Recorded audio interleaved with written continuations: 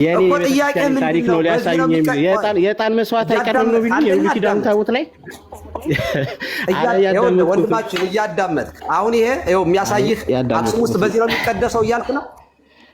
ይቀደሳል። አዎ አይቀደስም ነው የሚሉት እርሶ በደንብ አድርጎ። የአክሱም ልጅ ነኝ በነገራችን ላይ። ይቀደሳል። የዕጣን መስዋዕትም ይቀርባል።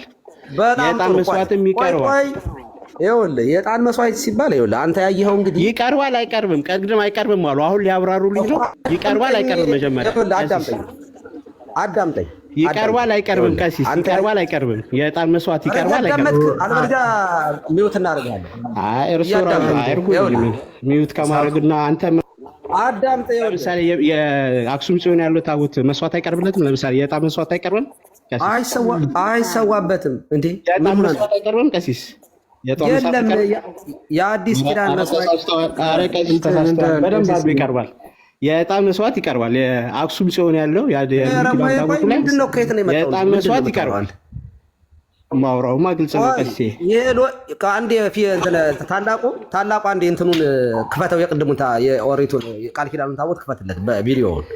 ይሄኛው ነጭ ሳለውን እኮ የሚያሳዩኝ ቀሲስ የራስዎን የቤተክርስቲያኑን ታሪክ ያሳዩኝ እንጂ ነጭ ያለውን ቢያሳዩ ለእኔ ምን ትርጉም አለው ብለው። የብሉይ ኪዳን ታቦት ነው አሁን እኛ ጋር በየቤተክርስቲያኑ ያለ የሚል ሀሳብ ነው ያለህ አንተ።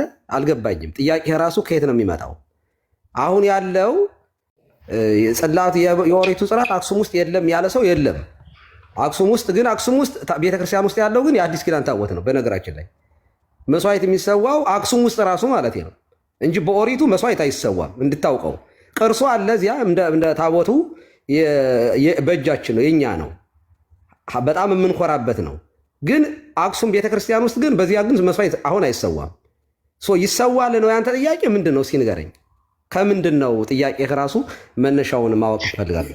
እሺ ቀሴ ከመስዋዕትም አንጻር ቅድም የብሉይ ኪዳኑን ወይንም አክሱም ላይ ያለ ተብሎ የተጠራው ታቦት ራሱ የተገለጠበት መንገድ ልክ አይደለም። በቃ ቅርስ ነው የሚለው ቅርስ ማለት ማንም እየሄደ እንደፈለገ የሚጎበኘው ነገር ማለት ነው። ዋሊያውም አንበሳውም ምንድን ነው ንገረናል። ታቦት የምንለው ይሄንን ነው። በብሉይ ኪዳን ያለው ዘጸአት ላይ የተገለጸው ከ25 ጀምሮ ሙሉ ማብራሪያው የተቀመጠለት ታቦት ይሄ ነው። ከላይ የሚከፈትና የሚዘጋው ክፍል ደግሞ የስርየት መክደኛ ይባላል። የመስዋዕት ደም የሚረጭበት ይሄ ላይኛው ክፍል ነው። እግዚአብሔር እዚህ ላይ ሲረጭ መስዋዕት መቀበል አለመቀበሉን ደግሞ እዚህ ላይ በሚቀመጠው የእንስሳት ደም በገበታ ተደርጎ በሚቀመጠው የእንስሳት ደም ያ ከሰማይ እሳት መጥቶ ከበላው ያ መስዋዕት ተቀባይነት አግኝቷል፣ ካልበላው ደግሞ አላገኝም የሚል ትምህርት አለ። ስለዚህ ታቦት የምንለው ይሄንን ነው ባጭሩ እንጂ ውስጡ ያለውን አይደለም። ማደሪያው ራሱ ነው። አዳሪን በማህደር ማህደርን በማደሪያ ደግሞ መጥራት የተለመደ ነው። የቱንም ቢሆን ታቦት ተብሎ ይነገርለታል። ቤዚካሊ ግን ታቦት የሚባለው ይሄ ነው የምታየው ማለት ነው። አሁን ቀጥል። እሳቱ ጥያቄ ቀጣይ ከዚህ ጋር አያይዤም ጠይቃለሁ ያልከው።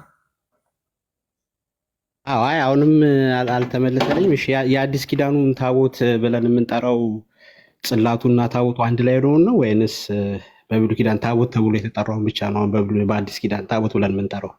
ወይንስ በብሉይ ኪዳኑ ጽላትና ታቦት ሁለቱንም የያዘውን ነው ወይንስ በአሁን በአዲስ ኪዳኑ ታቦት ብለን የምንጠራው በቃ ታቦት ብሎ የተጠራውን ብቻ ነው በብሉይ ኪዳኑ ላይ? ይሄ ምኑ ነው ግልጽ ያልሆነልህ? እሳቱ ማደሪያው ታቦት ነው ብዬ ሳስረዳህ ምኑ ነው ግልጽ ያልሆነልህ? ማደሪያው ነው አልከኝ አይደለ? የሁሉ ነው ማደሪያው ነው አልከኝ። ታቦት አደረ ከሚለው ነው ማደሪያው ነው አልከኝ። ኦኬ እዚህ ማደረ ከሚለው አየው። ቆይ አዳምጥ። አደረ ከሚለው ነው አይደለም ያልኩህ። ቤተ የታቦት ስሮ ግሱ ቤተ ነው። ኤቲሞሎጂካል ሚኒንጉን ማጣራት የሚጠበቅብን ለምንድን ነው? ወደ አገልግሎቱ ስንሄድ ስሮ ግሱ ስለሚጠቅመን ነው። አደረ ሳይሆን ቤተ ነው ስሮ ግሱ ታቦት ለሚለው ማደሪያ መኖሪያ ማለት ነው ብዬ ነግሬያለሁ። በደንብ እንዳዳመጥከኝ በጣም እርግጠኛ መሆን ስለምፈልግ ነው። ስለዚህ አሁን ይሄ ነው ታቦት የሚባለው የሚለው ላይ ምኑ ነው ያልገባ? ወንድማችን አዳምጫለሁ። ቆይ አታላቁ። እኔ ጥያቄ አሁን በአዲስ ኪዳን ታቦት ብለን ስንጠራ ጽላቱንም መሰዊያውንም ይሄ ጠረጴዛውን ገበታውንም የያዘውን ነው አይደል? በአዲስ ኪዳን ታቦት ብለን ስንጠራ ነው አይደለም? በአዲስ ኪዳን ነው የኛ ቤተክርስቲያን ታቦት ብላ ስጠራ ገበታውንም መሰዊያውንም አልታሩ ማለት ነው እሱንም የያዘውን ነው አይደል ታቦት ብለን የምንጠራው በአዲስ ኪዳን። እሺ ኦኬ፣ እንደዛ ከሆነ ለምን ነው የብሉይ ኪዳኑ ታቦት አሁን በአዲስ ኪዳኑ የለም ያልከን? ቅድም ነው የኔ ጥያቄ ነው። እሺ አሁን ግልጽ ከሆነ ጥያቄ እንዳልሰማኸኝ ራሱ አሁን የተናገርከው ነገር አንድ ማሳያ ነው። ኤኒዌይስ የብሉይ ኪዳን ታቦት የለንም ያልንበት በደንብ ስንት ሰምቻለሁ። ክራይቴሪያዎችን አስቀምጠናል። ቅድም የብሉይ ኪዳን ታቦት የለንም ስንል ስንት ክራይቴሪያዎችን ነበር እያስቀመጥ ነው? ሳቱስ ከሰማኝ ሪኢቫሉዌት እንድታደርገው ስለፈልግ ነው ይህን ጥያቄ የምጠይቅ ልለውና እንትን ልበል አልሰማኝም እያልከኝ ስለነበር ሙሉን ቁጭ ብዬ ስለሰማሁ ነው የጠየኩ። ለምን የብሉይ ኪዳኑ አዲስ ኪዳኑ ታቦት ቅድም ለየኸው፣ ሙሉ ለሙሉ አወጣኸውና የለንም ነው ያልከው። የብሉይ ኪዳን ታቦት ስንት ክራይቴሪያዎችን ነበር ያወጣ ነው ነው የምልህ። ቅድም ከሰማኸኝ ስንት ክራይቴሪያዎችን ነው ያወጣ ነው የብሉይ ኪዳን ታቦት የለንም ለማለት? ያነሳልህ እኮ ነው አሁን የጠየኩትን ጥያቄ አልመለስክልኝም። አለ ወይ ስለ በቃ ተው። አልሰማህም ሲጀመርም ማለት ነው። አሁንም ልብ ብለህ ስማ። ከዚህ በኋላ አልነበረም ታላቁ ሲጠየቅ የነበረበት መንገድ ራሱ በአዲስ ኪዳን ቤተክርስቲያን ጽላቱንም መሰዊያውንም ጠረጴዛውንም አንድ ላይ አድርገን ነው ታቦት የምንለው ነው ጥያቄው ራሱ የነበረው። እና ጽላት የሚባል ሌላ ነገር፣ መሰዊያ የሚባል ሌላ ነገር፣ ታቦት የሚባል ሌላ ነገር የለም እኮ መቅደሳችን ውስጥ አይደል? ልክ በብሉይ እንደነበረው ቁርባን የሚቀመጥበት ሌላ፣ የእንስሳቱ መስዋዕት የሚሰዋበት ሌላ እንዳለው ምናልባት የብሉይ ኪዳኑን የታቦት ስርዓት እኛ ጋር አምጥቶት ነው ሶስቱን አንድ ነው የታቦት ምንድን ነው ጥያቄ ጠየቀውና የቅድሙ ማብራሪያው ይሄ ዲያግራም የተሰጠበት ማብራሪያ ምናልባት ሪከርዱ ካለ ሪከርዱን ተመልሰህ ተመልከተው። አሁን በአዲስ ኪዳን መቅደስ ውስጥ ታዲያ ጥላ ብለን የምንጠራው ታዲያ ምኑን ነው? የብሉይ ኪዳኑ እንደዚህ ነው እንደዛ ነው ብለህ አሁን ከዘረዘርከው ጥላ ብለን የምንጠራው ታዲያ ምኑን ነው? የብሉይ ኪዳኑ ታቦት አሁን በአዲስ ኪዳኑ የለም ካልክ የአዲስ ኪዳኑ ታቦት ኬት አመጣኸው ታዲያ? ኬት መጥቶ ነው የምንጠቀመው? ኬት ነው ያመጣነው የአዲስ ኪዳኑ ታቦት? የኢትዮጵያ ቤተክርስቲያን የብሉይ ኪዳን ታቦት የለም ሲባል አሁን እቃውን ለቃቅማ ነው የሚለም አንድ ጊዜ ጠየቅን አይደለ? አንድ ሚዩት አድርገው ባልጠየኩት መንገድ ስለመለስክ ነዋ። በብሉይ ኪዳን የታቦት ስርዓት ነበረ፣ የመስዋዕት ስርዓት ነበረ በብሉይ ኪዳን። ያ የመስዋዕት ስርዓት አሁን ከነሙሉ ተዋናዮቹ ተቀይረዋል። መስዋዕቱንም የለም እያልኩ ነው፣ የሚሰዋውንም ካህን የለም እያልኩ ነው። ዛሬ የሌዊን ክህነት የያዘ ሰው ቢኖር ክህነቱ ፈንክሽናል አይደለም። ዛሬ አለ እያልክ ያለውን የብሉይ ኪዳን ታቦት ቁሱን ብታመጣለን፣ ያንን እቃውን ብታመጣው እቃው እኮ ሊኖር ይችላል። እቃው የነበረ ነው ይሄዳል፣ ግን ፈንክሽናል አይደለም ዛሬ እያልን ነው። ያ ታቦት ዛሬ አይሰዋበትም የለም ሲባል እንደዚህ እያልን ነው። ያ ታቦት ዛሬ አይሰዋበትም ነው እያልን ያለ ነው። ክህነቱስ የብሉይ ክህነት ካለ ዛሬ መስዋዕት ማቅረብ አይቻልም። በዛ ክህነት መስዋዕቱስ እንደው በግ እኮ አለ አሁን በግን ዛሬ መስዋዕት ሆኖ አይቀርብም እያልን ነው። ስለዚህ የለም ሲባል እያልን ያለ ነው ዛሬ በዚህ በጸጋ ዘመን ፈንክሽናል አይደሉም እያልን ነው። እና በዛ መልኩ ተረዳው።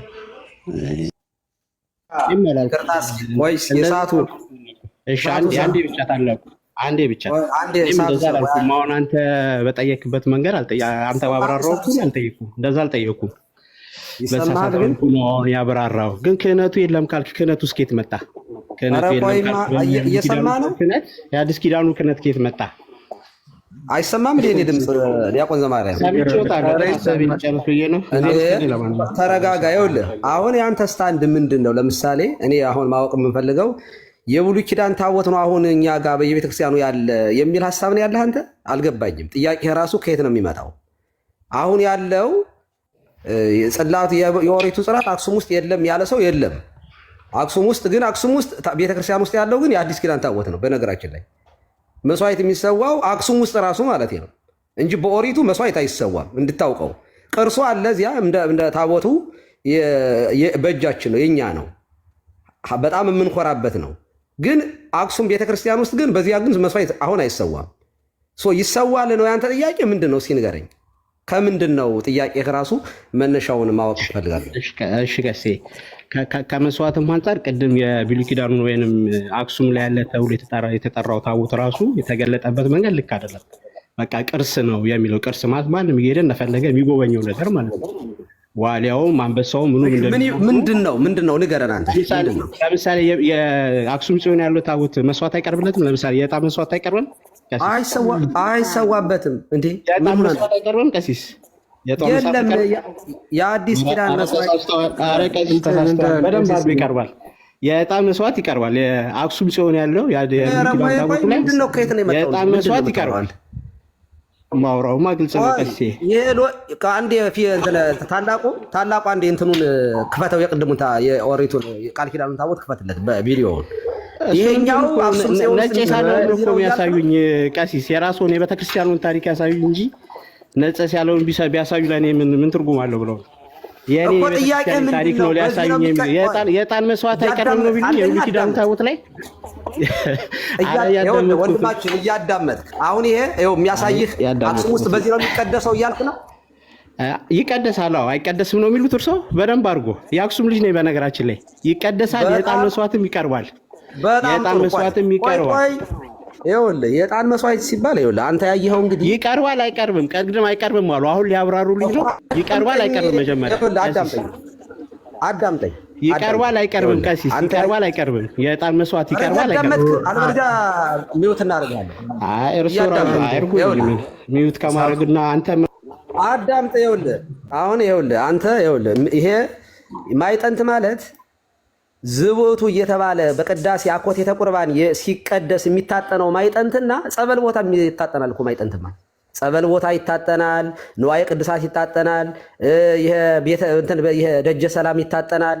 ይሄ ምዕመናኑም ከውጭ ወተን እኮ ቅዳሴ ላይ እኮ ምዕመናኑ ሁሉ እናጠናለን፣ ጸሎቱን እንዲያደርግ የሚመኑ ሁሉ። እንደዚያ አክሱም ውስጥ ቅርሱ ቄሱ እየሄዱ ያጥኑታል፣ ጠባቂው ያጥኑታል። ያ ማለት ግን በቅዳሴ ጊዜ የሚሰዋ መስዋዕት ዝውዕቱ እያልን በጊዜ ምራቅ ለምሳሌ ከቅዳሴው በፊት በንዋያተ ቅድሳቱ ላይ የሚጸለዩ ጸሎቶች አሉ።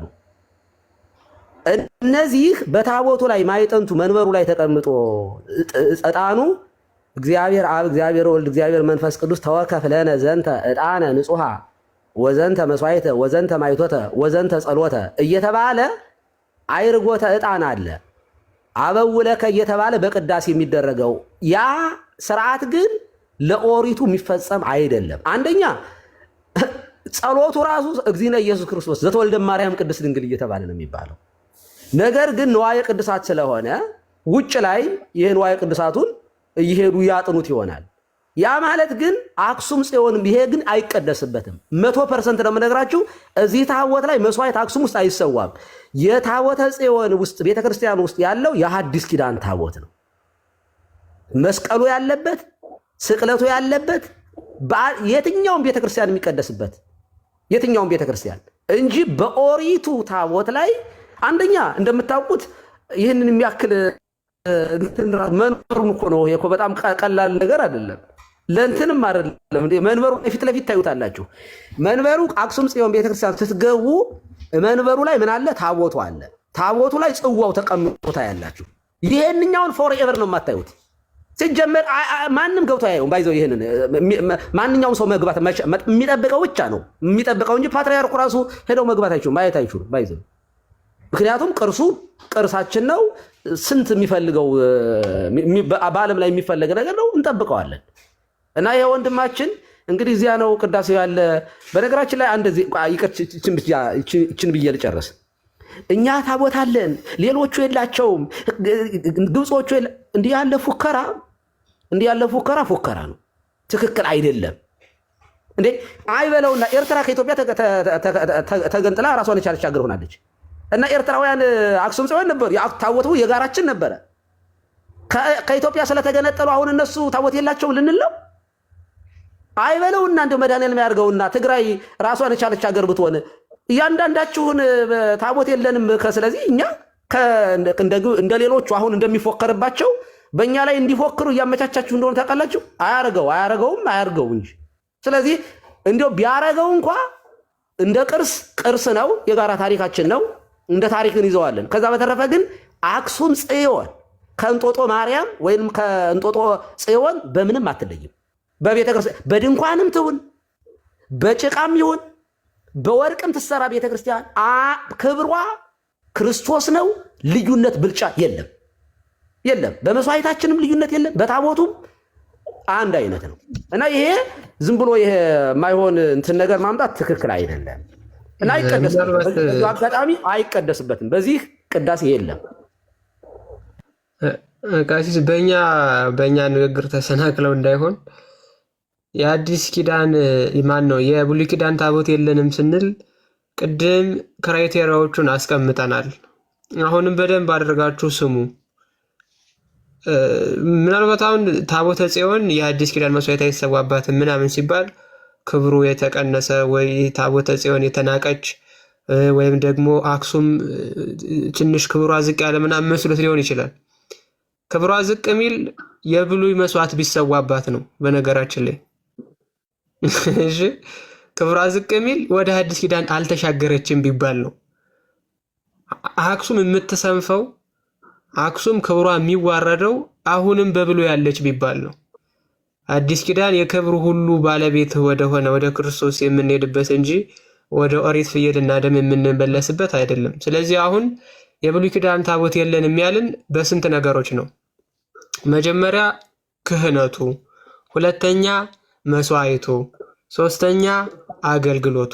በቃ በእነዚህ ቤዚክ የሆኑ ክራይቴሪያዎች መሰረት የብሉይ ኪዳን ታቦት አሁንም የለንም። ክህነቱ ማለት ምንድን ነው?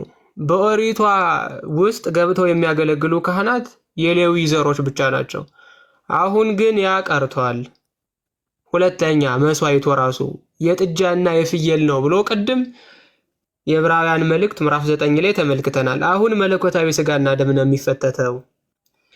ስለዚህ መስዋዕቱ ራሱ አይገናኝም። ሶስተኛ አገልግሎቱ። የብሉይ ኪዳኑ ታቦት ምድራዊ ነው፣ የዚህ ምድር የሆነ ስርዓት ነው። ይሄ እንዳለ ኦሪት ዘጸአት ምዕራፍ 35 ማለት ነው። ከቁጥር 10 ጀምራችሁ ተመልከቱት። ቪዲዮ አላበራው። ይሄው ኦሪት ዘጸአት ምዕራፍ 25 ነው እንደምትመለከቱት። ከቁጥር 10 ጀምራችሁ ተመልከቱ። ስለ ታቦቱ አሰራር የሚናገር ነው። ይሄንን ቅዱስ ጳውሎስ ቅድም ያየነው ክፍል ላይ የዚህ ዓለም የሆነ ስርዓት ነበራት ብሎ ነው የሚያስቀምጠው። ስለዚህ ሰማይ ወደ ምድር ሲወርድ እኔ ምድር ላይ ነኝ ማለት ሰማይን አለመቀበል ነው። ዜርፎር መዋረድ ነው ማለት ነው። ስለዚህ የአክሱም ጽዮን ክብር ዝቅ ያለች መስሎ ከሆነ ወንድማችን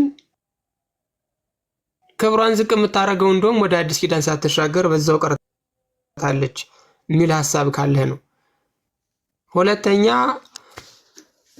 ክህነቱ ታዲያ ከየት መጣ ምናምን የሚሉ አይነት ስላልሰማን ለዚህ ለ10 ሺህ ጊዜ ማብራራት በጣም ከባድ ነው። ብዙ ጊዜ ስላብራራ ነው ማለት ነው። እና የብሉይ ኪዳን ታቦት የለንም ያልነው ከአገልግሎቱ ከመስዋዕቱ ከክህነቱ ተነስተን ነው። አሁንም ቢሆን ደግሞ የለንም። ታቦተ ጽዮን ብትኖር ታቦተ ጽዮን በቦታዋ ብትቀመጥ የምትሰጠው አገልግሎት ወደ ክርስቶስ ፍጽምና የምናድግበትን የአዲስ ኪዳን የመስዋዕት ስርዓት ነው እንጂ የፍየልና የጥጃ መስዋዕት አይቀርብባትም። ስህተት ነው። ይህንን አስረግጣችሁ እንድታውቁ ነው። እግዚአብሔር ይስጥልን። እግዚአብሔር ያክብርልን። የለም ስትል ግን ታቦቱ የለንም ማለት የብሉይ ኪዳን ታቦት እዚህ ኢትዮጵያ የለችም እያልክ መስሏቸው ከሆነ እሱ ነው ቢስተካከል። ያም ብቻም አይደለም ቀሲስ፣ እንደው በደንብ ግልጽ ለማድረግ ያክል አሁን የተብራራው ነገር እንደጠበቀው ድንገት ለየዋሃን ክርስቲያኖች መሰናክል እንዳይሆን በደንብ ማወቅ ያስፈልጋል። አዎ ድርቅ ሲከሰት፣ ጦርነት ሲነሳ ምህላ ያደርጋሉ። አንዳንድ ጊዜም ሌሊት እንዲህ በታሪክ እንደምንሰማው ዕጣን እያጠኑ እግዚኦ መሐረነ ክርስቶስ ይደረጋል። ጦርነቱ እንዲቆም፣ መቅሰፍት ሲመጣ፣ ዝናብ ሳይዘንብ ድርቅ ሲከሰት ይደረጋል። ይሄ ግን የጸሎተ ቅዳሴ ዕጣን አይደለም። ለምሳሌ እኛ ሰርክ መርሃ ግብር ጉባኤ ላይ አሁን በአንዳንድ አድባራት ላይ አሁን ኢትዮጵያ ውስጥ እንኳን ሰርክ ተምረን መዝሙር በዘማሪ እየቀረበ እያለ 11 ሰዓት ላይ ማታ ቄስና ዲያቆን ዕጣን እያጠኑ ህዝቡ ላይ ዞሩ። ሰርክ መርሃ ግብር ላይ የጸሎተ ቅዳሴ ዕጣን ነው እሱ ዕጣን አይደለም። በሀገር ድርቅ ሲያከስት፣ ሰዎች ሲያልቁ፣ መቅሰፍት ሲከሰት ጸሎት ይደረጋል። ያ ግን የቅዳሴ አይነት ዝውቱ ጊዜ ባረኮት ወዝውቱ ጊዜ ዕጣን ተብሎ የሚደረገው አይደለም። ስለዚህ አክሱምን ማሳነስ አይደለም። አክሱም ቤተክርስቲያን ውስጥ አሁን ብንገባ አሁን ምናየው ማለት ምናልባት ሶስት መቅደሶች እንዳሉ ግን እናቅ ይሆን? ሳናቅ የምንናገር መስሎ ከሆነ ማለት ነው። ሰዓቱ ላስገባህ ነበረ ግን የለም ሪኩዌስት ላይ አጣሁ እንጂ ኢንቫይት ማድረግ ነበር። ካለ ድንገት ሪኩዌስት ላክ። ጉዳዩ አንተን ማስወጣት ሳይሆን ማስተማር ስለሆነ ማለት የሚቀደስበት ቅዳሴ አለ፣ ተክሊል የሚከናወንበት አለ። ያ ደግሞ መስዋዕት ኦሪት ሲሰዋበት የነበረው የተዘጋው ደግሞ አለ። በዛ በኩል ሙሉ ድንጋይ ሆነው በጎን በኩል ደግሞ አጥር የታጠረ አለ። እሷ ናት ታቦተ ጽዮን ያለችበት ቦታ።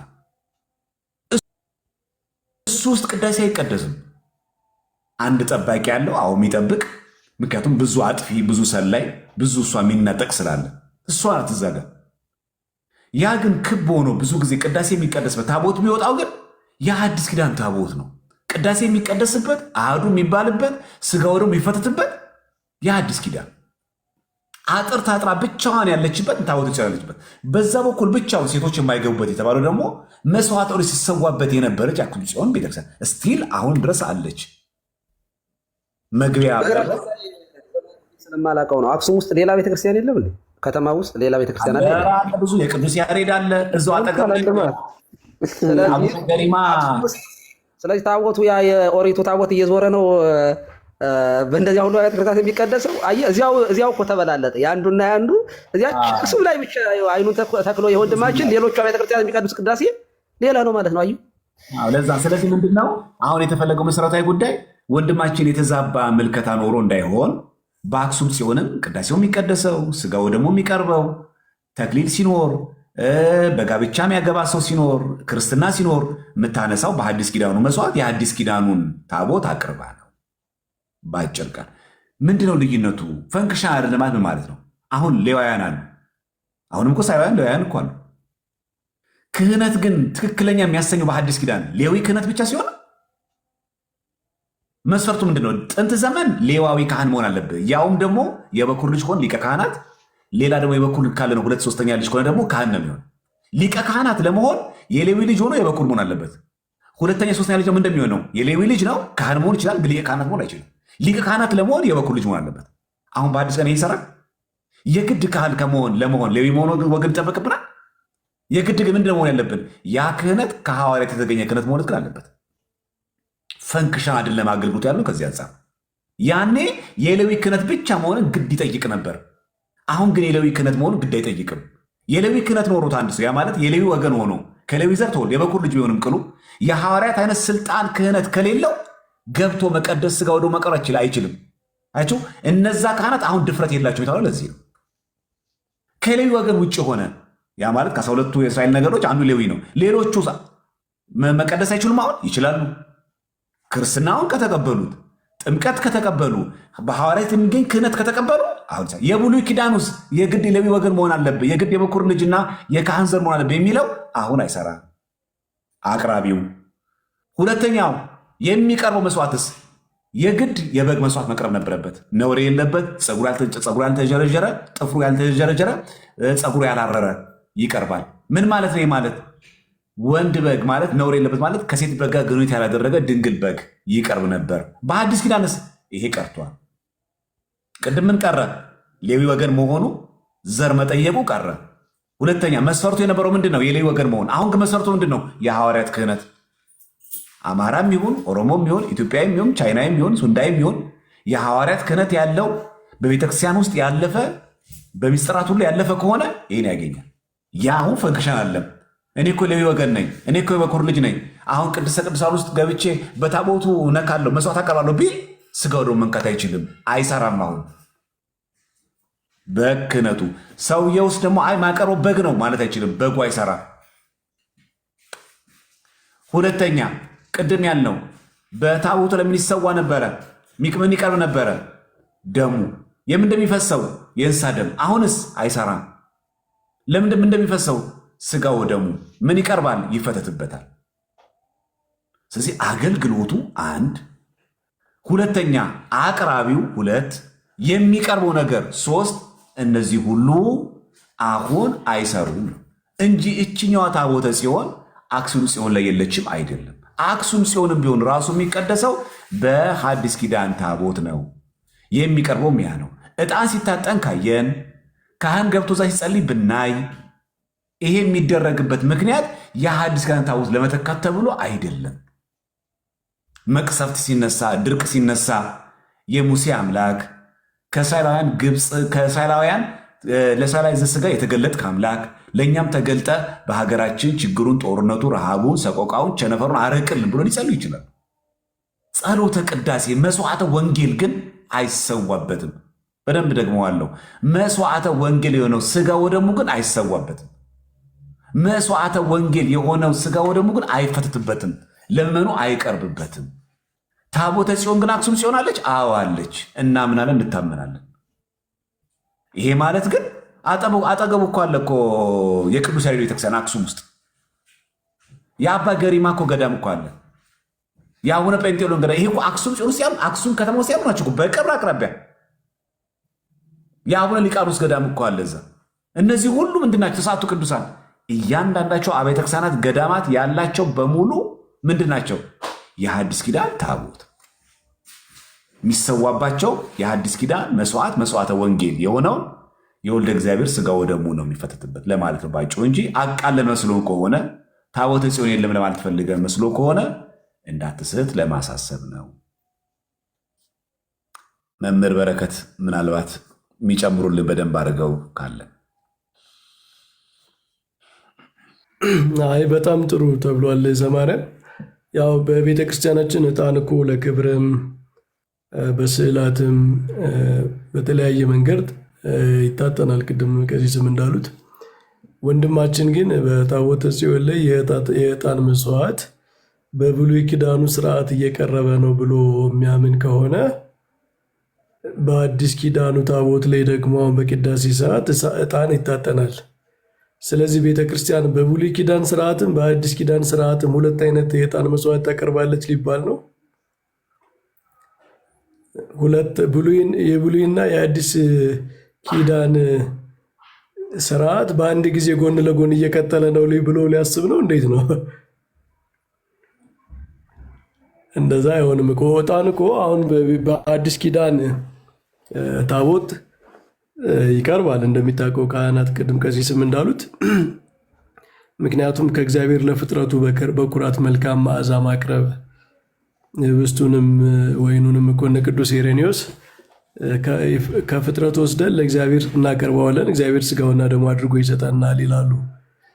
እና ለእግዚአብሔር የምናቀርበው በዚህ በአዲስ ኪዳን ታቦታችን አለ። ዕጣንም አንዱ ነው። ስለዚህ ዕጣን በአዲስ ኪዳን በጸሎተ ዕጣን አለው። በስሜ ንጹሕ ዕጣን ያጥናሉ ብሏል ሚልክያስም ላይ። ለምሳሌ እነዚህ በአዲስ ኪዳን በስሜ ንጹሕ ዕጣን ያጥናሉ የተባሉት አሕዛብ ናቸው።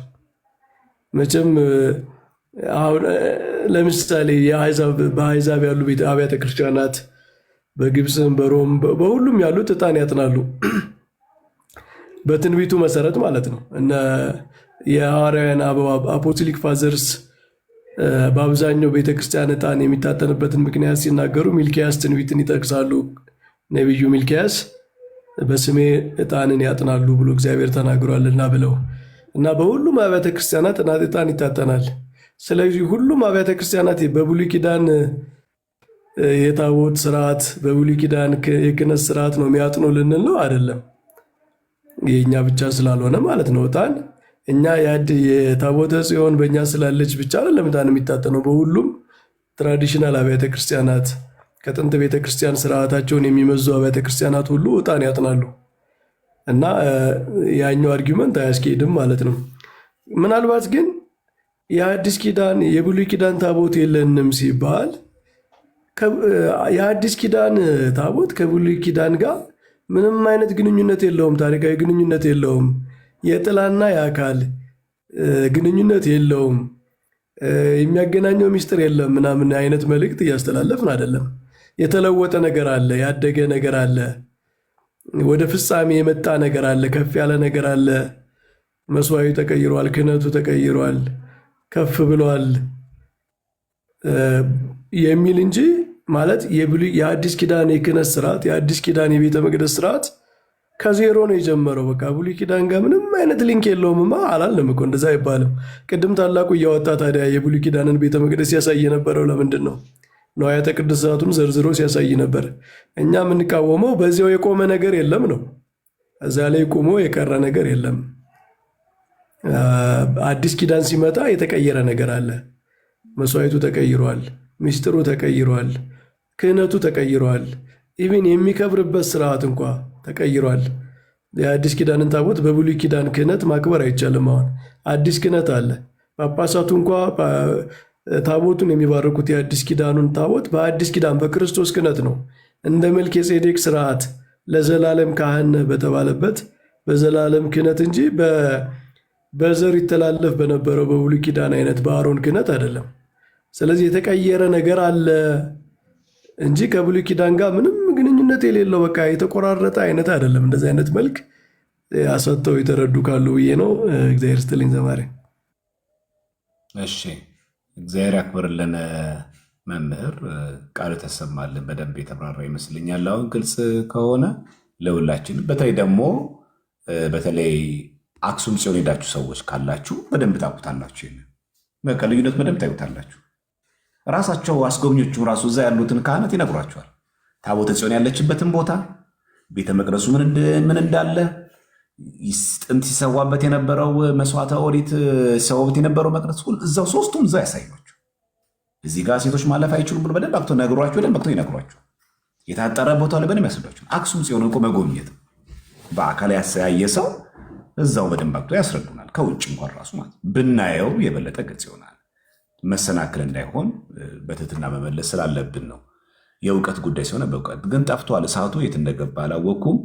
እዚህ ላይ ካለ አንድ ቁጥር ጻፍልኝ ወይ ደግሞ ሪኩዌስት ላክና አሁንም ስናብራራው ትክክል ከሆነ ካልገባ ድጋሚ አሁንም ጠይቅ፣ ድንገት ያልተብራራ ነገር ካለ ማለት ነው። እሱ ግን በቀጥታ ዲያቆን ዘማርያም በቀጥታ ምናልባት እኛ በቃ ዲና እያደረግንበት እንደው መስሎት ከሆነ ተጠራጥሮ ከሆነ እሑድ ሂድና ቄሶቹን አንደኛ ዝም ብሎ ይመልከት። እሱ ራሱ ሄዶ ቄሶቹን እዚህ ጋር የምትቀድሱበት መንበሩ ላይ ያስቀመጣችሁት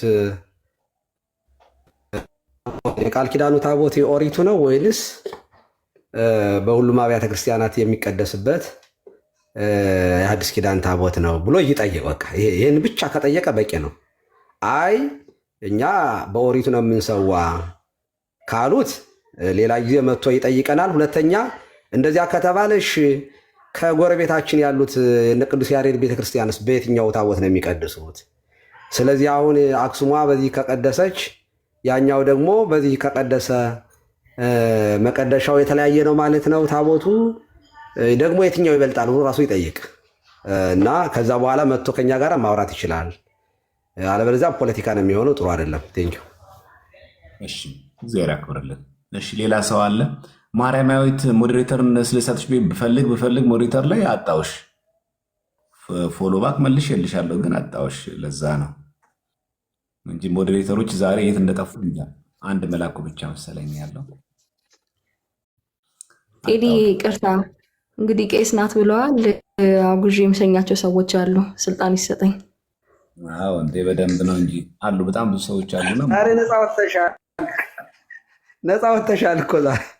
በነገራችን ምን አይታወቅም እኮ ከጎን ቄስ ከጎኑ ሌላ ሰው አስቀምጦስ ቢሆን እንዴ እንጠራጠር ካለ እኮ እንደዚህ መጠራጠር እንችላለን። አዎ እንደዛም ይሆናል። አንዱን በሽተኛ እያስወራችሁም ይሆናል እዛ ሐኪም ቤት። አይ ቀሲስ የተባለችው ቄስ ናት አይደለ? ስለዚህ ቀሲስ ባለቤታቸውን እንድታወራ እያደረጓት ቢሆንስ? ቀሲስ አሜን አሜን ያርግልኝ። በቪዲዮ ስትወጭ ነው ወደፊት በደንብ ማውራት የምትችይው። ቴንኪው። እወጣለሁ ወደፊት ቀሲስ። እሺ ሌላ አለ? ሌላ ሰው ጥያቄ ያለው ትክክል አይደለም የሚል እሳቱ ካለ ቀድመ መግባት ትችላለህ። ሪኩዌስት መላክ ትችላለህ ካለ ውስጥ እንደዚህ ብናደርገው ጥሩ ነው። ሌላ ሰው ካለ ጥያቄ ያልተመለሰ ምናምን ሰው ካለ አንድ ሁለት ሰው እንቀበልና እንጨርስ። 11 ሰዓት የጀመርን ሰዎች እስከ 4 ሰዓት እስካሁን ድረስ ቆየን። አይገርምም?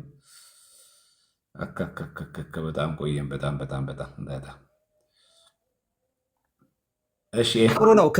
እስከ ክፍል 4 እኮ እስከ ክፍል 5 እኮ ተደርሷል እኮ። ቀላል ትምህርት አይደለም የተሰጠው። ስለዚህ የሚያካክስ ይሁን። ይህንን ክፍል 5 እስከ ክፍል 5 ቆራርጦ ዩቱብ ላይ ማስቀመጥ ተገቢ ነው። ቆንጆ ትምህርት ነው። እሺ ኤፍቢ የሚለው ወጥቷል። እሺ ሌላ ካለ እስቲ ሌላ ሰው ላስገባሽ።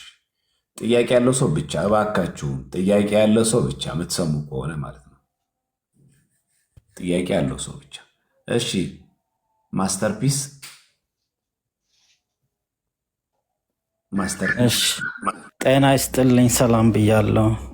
እግዚአብሔር ይመስገን አለን በቸርነቱ። ቅድም በኮመንት ጠይቄ ነበር ስለ በኦሪት ጊዜ የሚቀርበው መስዋዕት ይበላል ወይስ አይበላም የሚለው ነው አንዱ ጥያቄ ማለት ነው። ምክንያቱም የግሪክ አማልክት የሚቀርበው መስዋዕት እንደሚበላ አውቃለሁ። በቄስም ደረጃ ደግሞ የሴት ቄሶች ነበሩ፣ አፍሮዳይት የሚባሉት በእርግጥ አሉ። ምናልባት አሁን እንደው የማርያማዊት ከዛ ጋር ስለሄደልኝ ነው። ግን ዋናው በኦሪት ጊዜ የሚቀርበው መስዋዕት ይበላል ወይስ አይበላም የሚል ነው ጥያቄ። አመሰግናል። እሺ ወይ ቀሲስ ወይ ታላቁ። እሺ ማርያማዊትን የፎገረበትን መንገድ አለማድነቅ አይቻልም። ያ አፍሮዳይት የምትባለው የፍቅር አማልክት ናት እና ወደ 1000 የሚደርሱ ካህናት ነበሩ ይላል። የሴቶች ብቻ ማለት ነው። በሷ ዙሪያ ያው የግሪክ ሚቶሎጂ ላይ አነባለሁ። ለዛ ነው። ጥሩ ነው። እሺ መስዋዕቱ ቅድም ዲያቆን ዘማርያም ሲያብራራ ሰምተው ከሆነ የእህል መስዋዕት አለ፣ የህብስት መስዋዕት አለ፣ ሌላው ደግሞ ከእንስሳት የሚቀርበው መስዋዕት አለ። ሰው በተአምር የማይነካው መስዋዕት የዮም ኪፑር ዕለት የሚሰዋው መስዋዕት ነው። ዮም ኪፑር ማለት ይሄ በዓለ ስርየት የሚባለው ማለት ነው። የበዓለ ስርየት ሊቀ ካህናቱ በዓመት አንዴ ገብቶ የሚሰዋት ያቺ ደሙን ይዞ ወደ ቅድስተ ቅዱሳን ገብቶ በስርየት መክደኛው ላይ ደሙን ከረጨ በኋላ ያቺን ሰው የሚነካት አይደለችም። ማንም አያውቀው ከሰማይ የወረደ እሳት መጥቶ ይበላታል። ከዛ ውጭ ያሉት ግን ኢቭን ሌዋውያን ካህናት ስራ ስለማይሰሩ በቤተ መቅደስ የሚገቡት መባዎች ናቸው ለሌዋውያን ካህናት መተዳደሪያ ሆኖ ራሱ የሚያገለግለው ማለት ነው። አስራት እንዲወጣ የሚደረገው ለዛ ነው። የእግዚአብሔርን ቤተ መቅደስ የሚያገለግሉ ካህናት ኢቭን እኛ በአብጥሊስ ራሱ ተቀምጧል። በነገራችን ላይ ካህናት ደሞዛቸው በቤተ ክርስቲያን የሚገባ መባ ምናምን እንደሆነ ማለት ነው። ስለዛ ከሚቀርበው መስዋዕት እነሱ ጭራሽ የማይነኩት መስዋዕት አለ። ከዛ ውጭ ያሉት ግን ካህናቱ ነው የሚጠቀሙበት። ግልጽ ከሆነ አሰቡ። ግልጽ ነው። አመሰግናለሁ። እሺ እግዚአብሔር አክብርልን። እሺ ሴንኮሪስ ነው። ሴንኮሪስ መምህር ናቸው። ዲያቆን ዘማሪ የእኛው ሰው ናቸው። እሺ የእኛ ወገን ናቸው። እንደምን አሉ? ይቅርታ በጣም አላወቅኩትም። እዚህ ላይ አንድ ነገር ለመጨመር ዲያቆን ዘማርያም ቅድም ወንድማችን እንደ ታላቁ እንደመለሰው ነው። በኦሪቱ የተለያዩ የሚቃጠል መስዋዕት፣ የእህል ቁርባን፣ የደህንነት፣ የኃጢአት መስዋዕት፣ የበደል መስዋዕት የሚባሉ አሉ። ግን ከእነዚህም ውስጥ ግን የትኛው ነው የሚበላው? ይበላሉ አይበላም ለሚለው ለምሳሌ አፍኒንና ፊናስ አንደኛው እና ከሚበላው መስዋዕት ካህናቱ እንዲበሉት ከተፈቀደው እንኳ ከህጉና ስርዓቱ ለእግዚአብሔር ቀድሞ መደረግ ያለበት ነገር ሳይደረግ ቢበሉት እሱ ራሱ አይፈቀድም ለማለት ነው። ከዚያኛው በዓመት ከሚቀርበው ዮም ኪፑር ከሚባለው በተረፈ ያኛውም ቢሆን ለማለት ፈልጌ ነው። እግዚአብሔር አክብርልን። ከተፈለገ ነገ በደንብ እንሄዳበታለን። የብሉይ ኪዳን የመስዋዕት አይነቶችን ማወቅ ከፈለግን በጣም እንሄድበታለን። ኢቭን በየቀን የሚቀርብ የተወሰኑት መስዋዕቶች ደግሞ ይቅርታ ዲያቆን ዘማርያም፣ የደህንነት መስዋዕት፣ እንደዚህ የተወሰኑት መስዋዕቶች ያመጡ ሰዎችም የሚካፈሏቸው መስዋዕቶች አሉ። አዎ እሱን በተመለከተም እንደምናደርገው አስፈላጊ ከሆነ አሁን ነገ የመስዋዕት አይነቶች አሉ። ፕላስ ደግሞ በዓመት አንዴ መስዋዕት ሲቀርብ የሚቀርበው የበግ የሚቀርበው የፍየል ብዛቶች ጭምር ተዘርዝሮ መጽሐፍ ቅዱስ ላይ ተዘርዝሯል። ይህንን ዲቴል እንወቀው ካለን ነገ በደንብ እኔ አሁን ቅድም የተዘለሉ ናቸው እነሱ በደንብ አድርገን እናቅርብና በዝርዝር ዲቴል መማር እንችላለን። ከዛ ካህናት የሚቀበሏቸው ምዕመናን ጋር የሚቀሩ ምዕመናንም መውሰድ የሚበሏቸው መስዋዕቶች የትኞቹ ናቸው የሚሉትን ነገ በዝርዝር እንመለሰበት። ሌላው ዘማሪያም አሁን እናንተ ጋር ከመግባቴ በፊት ጀሚናይን ጠይቄው ነበር። የሰጠኝ መልስ ምን ያህል የአባቶችን እንትን ይጠብቃል የሚለውንም ቼክ ለማድረግ ነው። የሰጠኝ መልሶች አሉ። አንዳንዶች ካህናቱ ይበሏቸዋል ኢቭን መስዋዕትነት ከሰጠው ሰው ጋር እና ቤተሰቦቹ ጋር ሆነው የሚል ነገር ስለሰጠኝ ምን ያህል ታማኝ ነው? ምክንያቱም ቅድም አንኦርቶዶክስ የሆነ አስተምሮ ከሆነ ጀሚናይ እንደዛ ጀሚናይም በድምፅ ጠየቅኩት፣ ጎግል ማለት ነው። በድምፅ ስጠይቀው እንደዛ የሚል መልስ ሰጠኝ። እኔ እኮ እዚህ እንትን ላይ ሊያሳስተኝ ብዬ እኮ ነው የሚባል ሰው ጠይቀ ላይ ነበር የመሰለኝ እኔ ደግሞ ማርያም ጀሚናይ ኤአይ ማለት ነው፣ አርቲፊሻል ኢንቴሊጀንስ። አንዳንድ ሰው ቲክቶክ ሲከፍት በብዙ ስም ስለሚከፍት ልክ አሁን ማንተ ማስተርፒስ እንደዛ ብሎ የትኛው መምህር ነው እባክህ ብዬ ነው። ለዛ አሁን ጀሚናይን ጠይቁኝ ነው የሚለው። እኔም በዚህ አጋጣሚ ጀሚናይ ነኝ፣ እንደው በእኛ ስም ስለተሰየመ አመሰግናለሁ። አንተ ስም እንደዛ ነው? ኢንዞዳክስ ዲያቆን እንትን ናቸው መሰለኝ። አይ ቲንክ ማስተርፒስ ሌክቸር ነው መሰለኛ።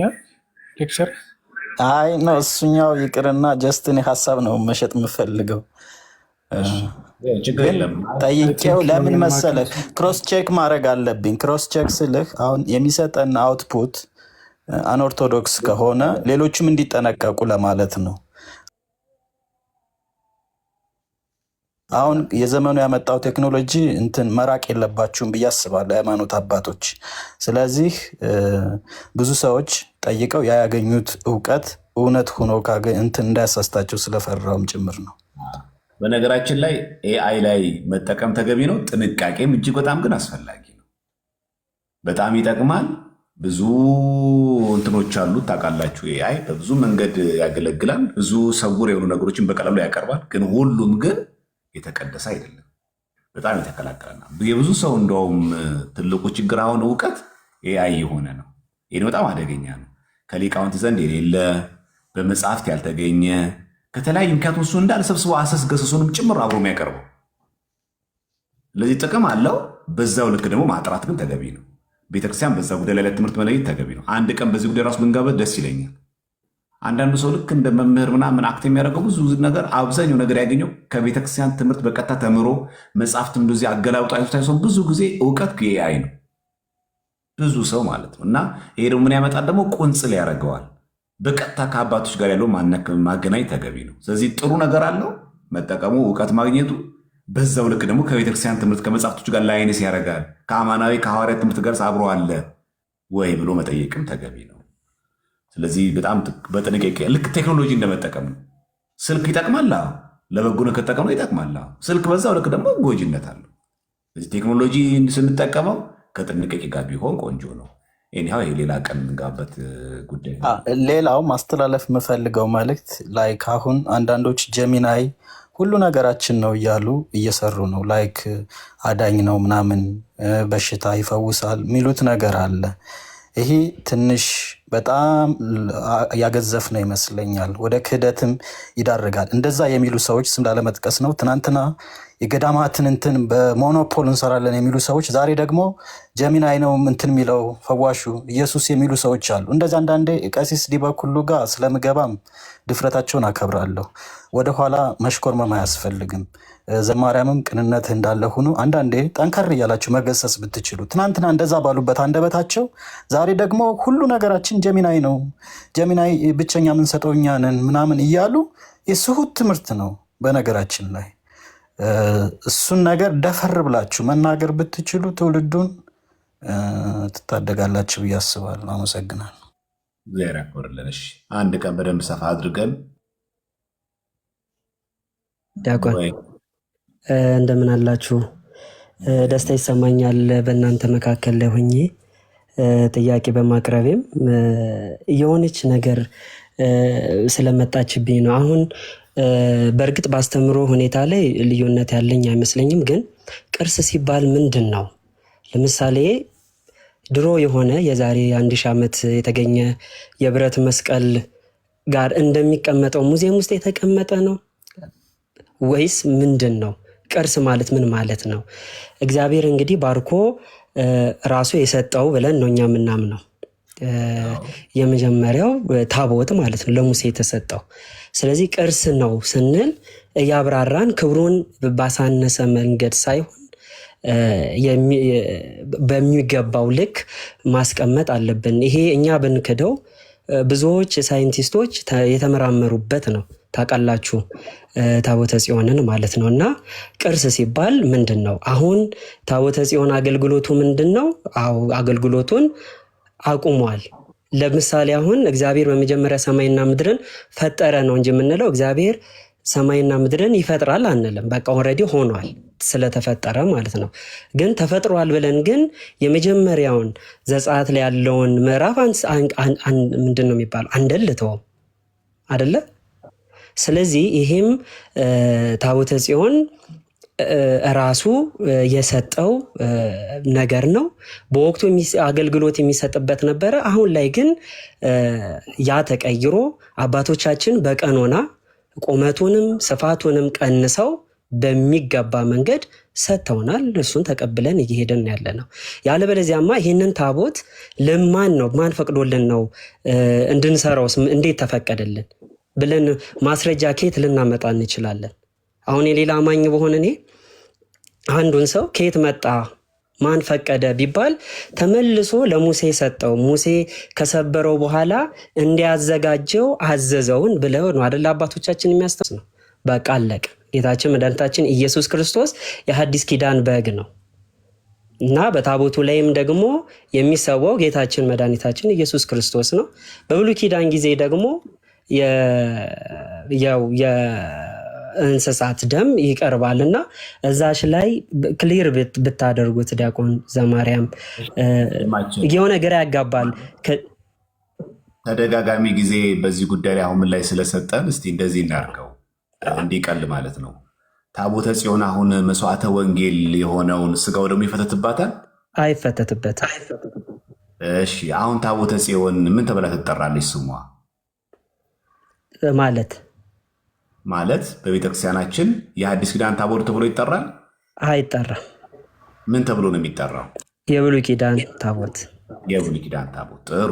ይሄ የብሉይ ኪዳን ታቦት አገልግሎት አሁን ምንድን ነው? የብሉይ ኪዳን ታቦት አሁን ላይ እያገለገለን አይደለም ያለው፣ ተቀምጧል በቤተ ክርስቲያን ውስጥ በክብር ጠባቂ እየተሾመለት፣ ያ ጠባቂ ሲያርፍ ደግሞ ሌላ ጠባቂ በአባቶቻችን እየሾሙ እየቀጠለ እስካሁን ድረስ ደርሰዋል። ስለዚህ ምን እንበለው? ቅርስ ብለን መጥራቱ የሚያሳንስ ከሆነ የተሻለ ቋንቋ ካለ ችግር የለውም። ገለጻ መስዋዕተ ወንጌል የሚሰዋበት አይደለም። መስዋዕተ ወንጌል የሚሰዋበት አይደለም። አንድ የአዲስ ኪዳን አገልግሎት አይፈጸምም። ሁለት ጥሩ። ስለዚህ ስሟ ምን ይባል?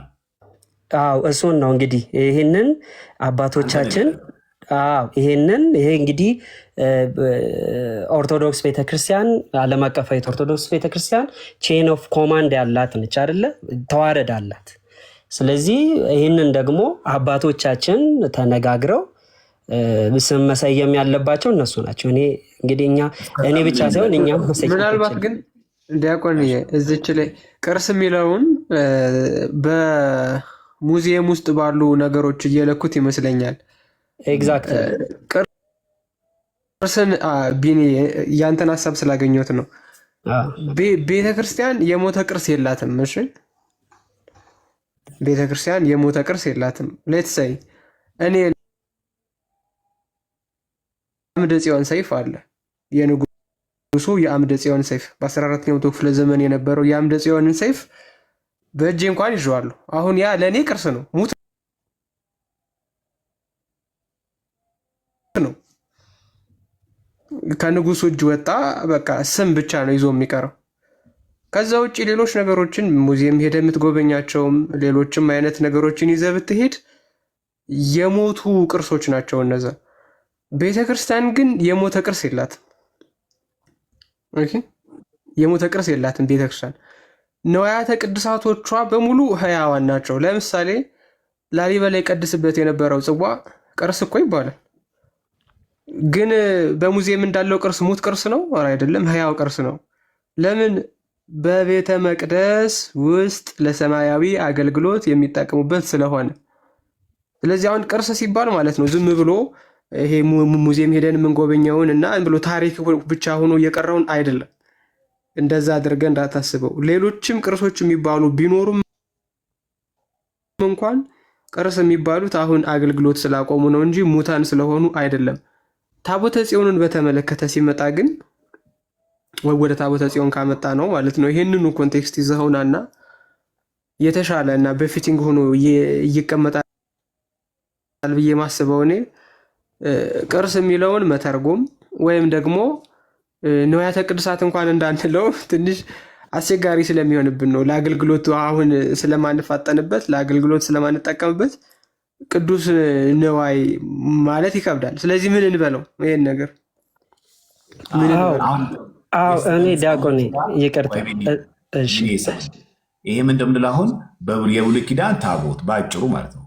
የብሉይ ኪዳን ታቦት ቅርስ የሚለው ነገር ጸኖን ከሆነ ምንም ችግር የለም። ቃላቶች ከጊዜ ከዘመን በኋላ እያደጉ ይመጣሉ። የብሉይ ኪዳን ታቦት አለን፣ አዎ።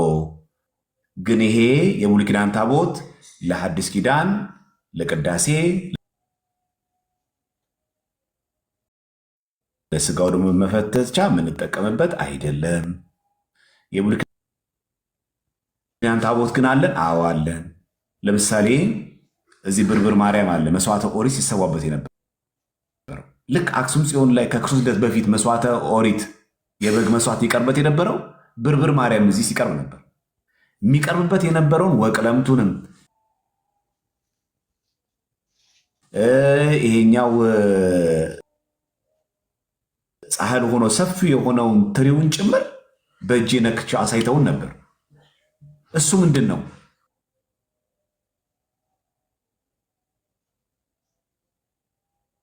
አሁን በሐዲስ ኪዳን ያ አያገለግልም።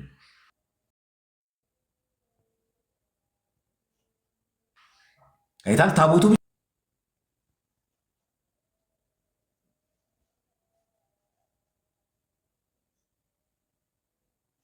ብቻ አይደለም፣ መስዋዕተ ኦሪት ሲሰዋባቸው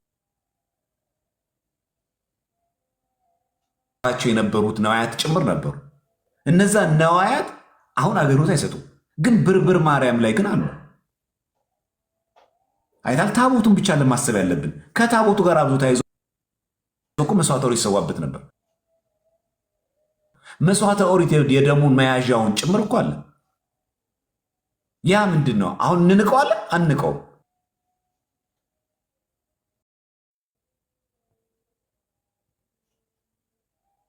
እንጥለዋለን? አንጥለው። ልክ ለሉሲን እንደዚህ የቅርሳ ቅርስ ባለስልጣን ገብቶ እንደሚያስጎበኙ በመስታወት እንደዚህ የሚያሳ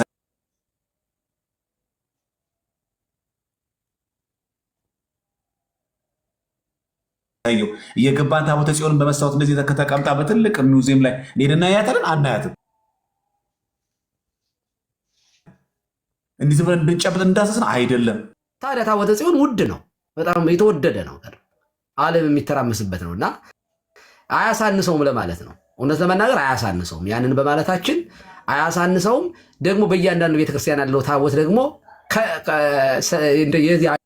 የኦሪቱ ስላልሆነ ደግሞ ዝቅ የሚያደርገን ሳይሆን የበለጠ ህያው መስዋዕት የሚሰዋበት ነው እና በዚያ መንገድ እንድትረዳው ብዬ ነው። ቴንኪው ዘማርያም። እሺ እግዚአብሔር ያክብርልን። እንኳን ደህና መጡ መምህር ኤፍሬም። ጤና ይስጥልን።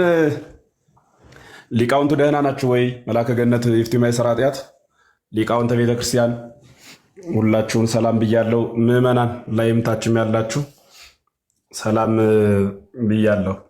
ቅርሳ ቅርስ ላይ ናችሁ መሰለኝ ዛሬ። ምን ይዛችሁ ቆያችሁ? አሁን ነው የመጣው። እኔም ቤት ከፍቼ ነበር አልሰማሁም በሚገባ። አዎ ዛሬ እያስተማሩ ነው። እግዚአብሔር ይስጥልን። እንግዲህ ያው ብዙዎችን ካላዳመጡ ቆይተዋል። ዲያቆን ዘማርያምና ወንድማችን ታላቁ ሸህ ጅብሪል በሚገባ ሲያስተምሩ ነው የቆዩት በዚህ በታቦት ጉዳይ ላይ እና እንደዚያ ነው። እንኳን ደህና መጡ። ቃለ ሕይወት ያሰማልን። እዚህ ያላስተማሩት ትምህርት እንኳን ደህና ቆያችሁ። አብሮ ያሰማን። አሁን ከደረስኩበት ላይ አንድ ነገር ብቻ ልናገር፣ የሰማሁትን ማለት ነው። ሰፊ ማብራሪያ እንደሰጣችሁበት ባለሙሉ ተስፋ ነኝ። ዳሩ ግን ምናልባት አልተነሳ ከሆነ መስዋዕተ ኦሪትና መስዋዕተ ሐዲስ አንድነቱና ልዩነቱ የተገለጸ ነው። ዕለት ዕለት የሚነገር ነው። መስዋዕተ ኦሪት ጊዜያዊ ድህነት የሚሰጥ ነው። ካህኑም ጊዜያዊ ነው፣ ሞት የሚገድበው ነው። መስዋዕቱም ጊዜያዊ ነው፣ የበግ የእንስሳ ነው። አገልግሎቱም ጊዜያዊ ድህነት ነው።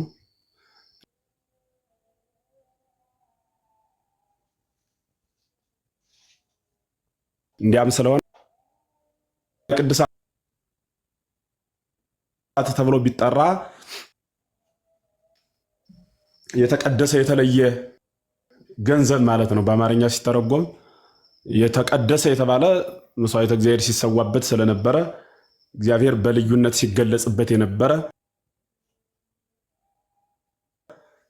ሕገ ኦሪት ያለበት ማለት ነው፣ የነበረበት ማለት ነው። የሚያውክ አይደለም። በዋናነት ግን በዘመነ ሐዲስ የማያልፈው መስዋዕት ሊቀ ካህኑ ዘላለማዊ ስለሆነ መስዋዕቱ ዘላለማዊ ነው። ወይም ዘላለማዊ መስዋዕት ስላለ ሊቀ ካህኑም ዘላለማዊ ነው፣ እርሱም ኢየሱስ ክርስቶስ ነውና የሐዲስ ኪዳንና የብሉይ ኪዳን ታቦት የሚለው ርዕስ ሆኖ ራሱን ችሎ አልተነሳ ከሆነ እንዲነሳ እንፈልጋለንና በተለይ ሰሞኑን የመምህርነት ቅጽል ስም ያላቸው ስመ ግብራቸው ግን ከዚያ የራቀባቸው አንዳንድ ሰዎችን ሰምተናልና ምንን መሰረት አድርገው እንዳነሱት ባላውቅም በዋናነት በርካታ በሚዲያ የሚታወቁ ሰዎች ስለሆኑ በርካታ ሰው እየተሰናከለበት ያለ ሐሳብ ስለሆነ በሚገባ ማንሳትና ዛሬ ላይ ብነ ምስዋዕ ያለው ሐዋርያው መስዋዕት አለን ያልነው ያ የምንሰዋበት መሰዊያው ምንድን ነው? እሱ የኦሪቱ ዛሬ ላይ ቢገኝ ምናልባት እንደተባለው ታትሞ ለመንበርነት የሚያገለግል ጠንካራ ከሆነ እንደዚያ ሊያገለግል ይችላል። ያሆነ ማለት ግን የኦሪቱን አመጠን ከዚህ ተጠቀምን ማለት አይደለም። ከዚያ እስከዚህ የሚደርስ ብረትም ስለሌለ እንተወውና ካለ በቅርስነት ነው የሚቀመጠው። ቅዱስ የሚለው ግን ልዩ መባሉ ነውር የሚያመጣ ቃል አይደለም የሚል ሐሳብ ለመጨመር ነው። ሰብሰብ ብላችሁ ስላገኘኋችሁ ደስ ብሎኛል። ባልኖርም በሚገባ ጥሩ ትምህርት እንዳስተማራችሁ ስለማምን ቃለ ሕይወት ያሰማልን እያለሁላችሁ። ዲያቆን ዘማርያም ቤትዎት መክፈት ካቆሙ ረጅም ሰዓትዎት ነው። ስለከፈቱ ስለመጡ ደስ ብሎኛል። ስለተገናኘንም እንዲሁ ቸሩ ያክብርልኝ። አሜን አሜን። እግዚአብሔር ያክብርልን። ምናልባት ወደ ታላቁ ከመሄዴ በፊት ቢኒ አሁን በተሰጠው ላይ ግልጽ ያለው ነገር ካለ ጨምርና ከዛ ታላቁ ይቀጥላል። በአስተምሮ ጉዳይ ላይ ችግር የለም። ግን ያው የመጨረሻ አስተያየቴን መስጠት የምፈልገው እዚህ ውስጥ ያለን ክርስቲያኖች በተቻለ መጠን ከንስሐ አባቶቻችን ጋር በጣም ያለንን ቅርርቦሽ ብናጠናክር ዕለት ዕለት ያው አይሞላም፣ ግን በሳምንት አንዴ እንኳን ንስሐ አባቶቻችንን እያገኘን ትምህርቶችን እንድንማር በሰንበት ትምህርት ቤት ውስጥ ታቅፈን ትምህርቶችን እንድንማር በቃ ህይወታችንን የምናድንበትን መንገዶችን ሁሉ ብንፈጥር ጥሩ ነው ባይ ነኝ። ሌላው ደግሞ እዚህ ውስጥም ያላችሁ ደጋጋ አባቶቻችን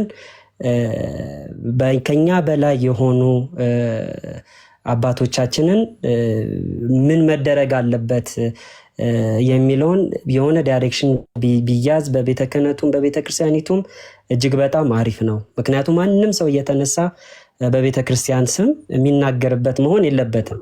ያ መድረክ ብዙ ቅዱሳን መስዋዕትነትን የተቀበሉበት መድረክ ነው፣ አውደ ምሕረቱ ማለት ነው። እና በዛች በተቀደሰች አውደ ምሕረት ላይ ሆኖ አንድ ሰው አሁን በቤተ ክርስቲያን ውስጥ የተነገረ ነገር በቪዲዮ ተቀርጾ በማህበራዊ ሚዲያዎች ተሰራጨ። እዛ ውስጥ እኮ ያሉ ሰዎች ቢያንስ 1000 ወይ 100 ሊሆን ይችላል የሰሙት።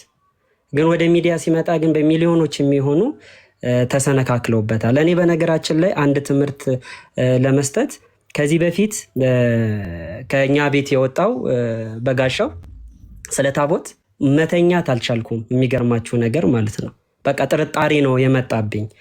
ከዛን ጓደኞቼን አማከርኩኝ፣ አባቶች ጋር ወሰዱኝ። እጅግ በጣም በወቅቱ የነበሩት አባቶችም ደጋጎች ናቸው። በደንብ አድርገው አስተማሩኝ፣ መለሱኝ። ዛሬ ወጥቼ ነበር ወይም ገደል ውስጥ ገብቼ ነበር። እና ልክ እንደነዚህ አይነት ነገሮች ስለሚመጡ ሁላችንም በእናንተ ልክ ዲያቆን ወይም ቀሲስ ወይም ደግሞ ሊቀ ሊቃውንት ወይ እንደዚህ አይነት አይደለን።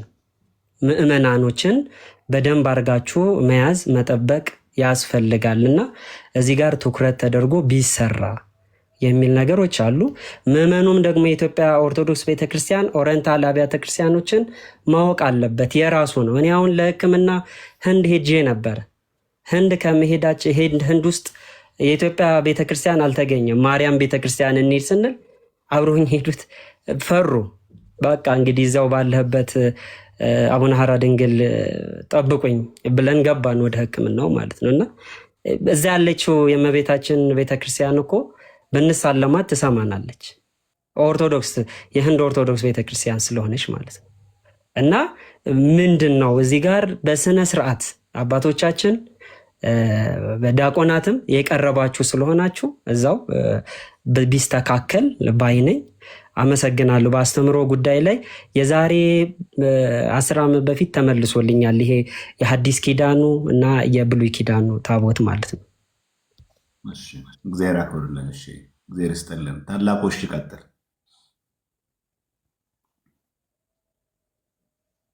ሚዩት ነህ። እኔ እንኳን ያው ዋናውን ማጠቃለያዬን ደስ ብዬ ነው። በጣም ብዙ ሰዓት ቁጭ አልኩኝ መሰለኝና ጨርሼ ለወጣ ነው። እኔ ራሴን ሁሉ እያመመኝ ነው። ስለዛ አሁን ሰላም እንዴት ናችሁ? ይቅርታ ከማጠቃለሉ በፊት ዲያቆን ዘማርያም እንደምን አሉ? ቀስ ይፍቱን ይባርኩን። ሁላችሁንም ሰላም ብያለሁ። ሊቃውንት ቅድም ዲያቆን ታላቁ ባነሱት ሀሳብ ላይ የአንደኛ ቆሮንቶስ ምዕራፍ 11 ከቁጥር 19 እስከ 22 ባለው ሀሳብ ውስጥ ስለ እንትን ያነሳል እና ስለ ስርዓት ማለት ነው። እና ያ ክፍል ስለ ስጋና ደሙ ብቻ ነው ወይስ ስለ ተዘክሮተ ሰንበት ወይም ደግሞ ሰንበትን ሰብሰብ ብሎ እያከበሩ የጌታን መምጣት መጠባበቅ ስላለው ስርዓት ወይም ደግሞ እኛ ሰንበቴ ስለምንለው ነገር ያነሳል ወይስ ስለ ስጋና ደሙ ብቻ ነው? ያነሳል። ስጋው ደሙ ብቻ ነው። ሌላ ምንም እንትን የለውም። ሌላ ትርጉም የለውም። አንድምታ ትርጉም ሰንበቴ ሲጀመር እኮ እንደው አይደለም በሌሎች አብያተ ክርስቲያናት ሊታወቅ ቀርቶ በእኛ ራሱ የተጀመረ እኮ ቅርብ ሰዓት ነው። ቤተ ክህነት መዋቅር ሲጀምር ላይክ በደርግ ምናምን እኮ ነው። ይሄ የሰበካ ጉባኤ ምናምን አይነት መዋቅሮች ሲዘረጉ ነው እኮ የመጣው። ያ ክፍል ቅድምም አሳይቼዋለሁ፣ ደግሜ ላሳይ ይመስለኛል። አሁንም አንድምታው ላይ አይቼዋለሁ እና ሰንበት ተዘክሮተ ሰንበት ስርዓትን ሰርቶላቸው ሂዷል ይላል አንድምታ ትርጓሜው ላይ። ሰንበቴን አይደለማ እንደሚለው። እሺ ቀጥል፣ ጨርስ። ሰንበቴ 100 ዓመት እንኳን የሞላውም ታሪኩ አቡነ ቴዎፍሎስ ደርግ የገደላቸው ጳጳስ ማለት ነው። እሳቸው